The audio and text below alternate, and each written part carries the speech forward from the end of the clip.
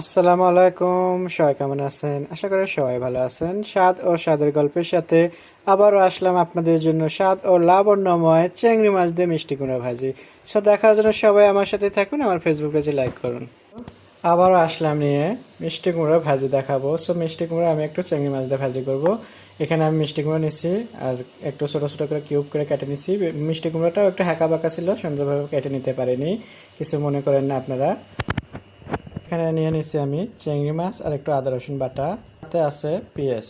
So এখন আমি চলে যাচ্ছি চুলোতে, বাকিটা চুলোয় দেখাবো। আসলাম চুলোতে, এখানে একটা প্যান বসিয়ে দিচ্ছি আর দিয়ে দিচ্ছি আমি একটু তেল, সাথে দিয়ে দিচ্ছি পেঁয়াজ কুচি, দিয়ে দিচ্ছি স্বাদ মতো লবণ।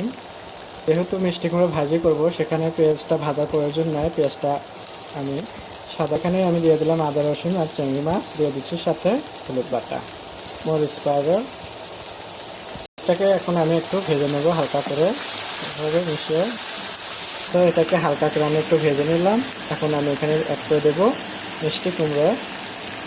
বিসমিল্লাহ।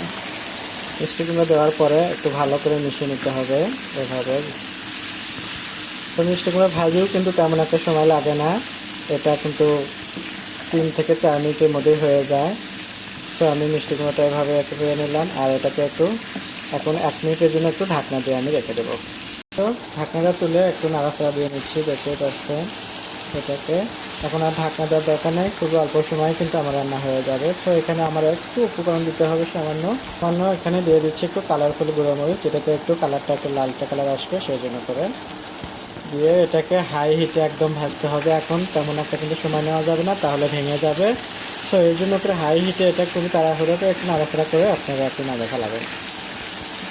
কথা বলতে বলতে দেখতে পাচ্ছেন মিষ্টিগুলো কিন্তু আমার ভাজা হয়ে গেছে। নামানোর আগ দিয়ে আমি এখন দিয়ে দেবো একটু ধনের পাতা আর একটু লিক্স। তো এটাকে আমি দিয়ে 1 মিনিটের মতো রাখবো। তো এটা দিয়ে আমি এখন একটু ভালো করে নাড়া নেবো, নাড়ে 1 মিনিটের মধ্যে আমি এটাকে নামিয়ে নেবো। তো আশা করি আপনাদের ভালো লাগবে। আপনাদের যদি ভালো লেগে থাকে, বাসায় একবার হলেও আপনারা এভাবে মিষ্টি কুমড়ো ভাজি করবেন, তাহলে দেখুন আপনাদের বাসায় যে সদস্যগুলো আছে খেয়ে চেটে পুটে খেয়ে দিয়ে আপনার প্রশংসা করবে।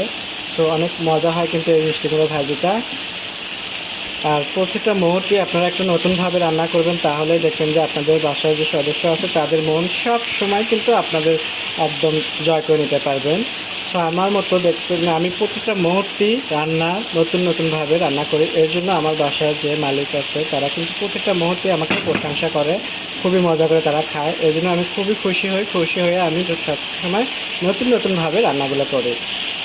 সো আমার হয়ে গেল মিষ্টি কুমড়া ভাজি।